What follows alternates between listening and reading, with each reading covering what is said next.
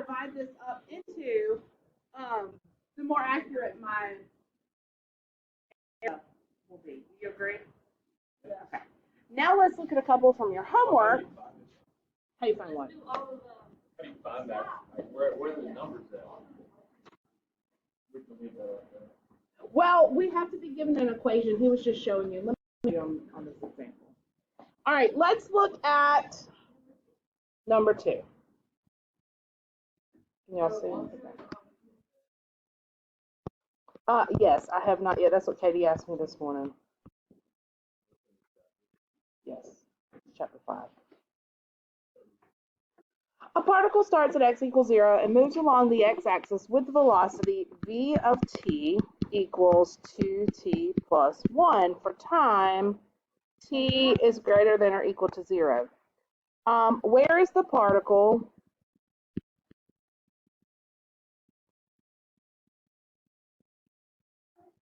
at t equals 4? Now, of course, you know that that velocity, it's asking me for position, and this is velocity, so I need to go backwards of it, right?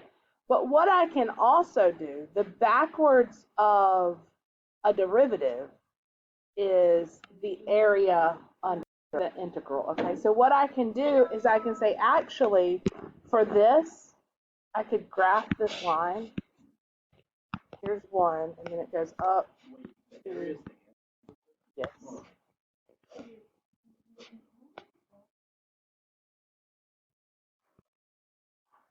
I'm not antiderivative.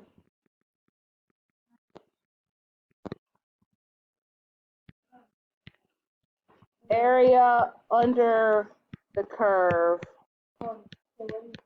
of finite. I haven't posted it yet. It wasn't working.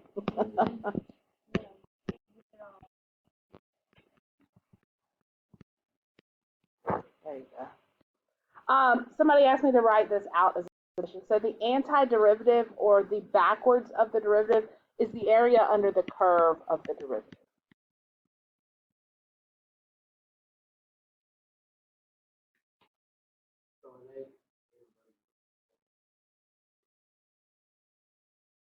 Say again?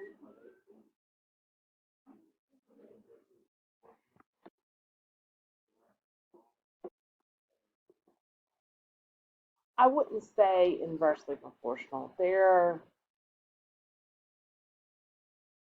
kind of like we looked at slope. We knew the slope of the line was the derivative, and this is just going backwards on it. This is the area under the curve is the antiderivative, or the backwards of it. Right. So if I were to come here to this and find from 0 to 4, right, this is velocity, from 0 to 4, then that area should tell me where it is at 4 seconds. So my question, I guess, is how can I find that area? Oh, gosh. Without doing an antiderivative.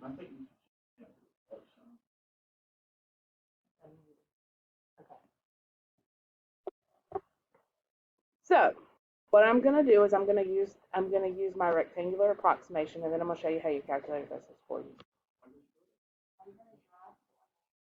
So well, I'm not actually going to graph it. Once you get the hang of it, you don't even have to graph it anymore. It helps to do the graphic approximation. But if that's 1, oh man, I'm trying to, let's pretend like that's not 1. Let's go 1, 2.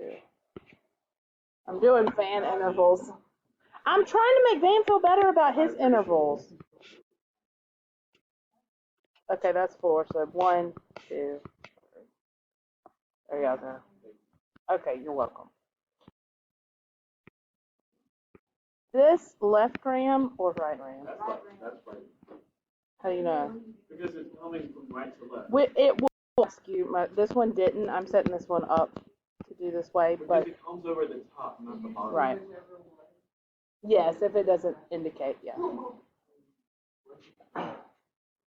So if it's right ram, you start at the right end of each interval. If it's the left ram, you start at the left.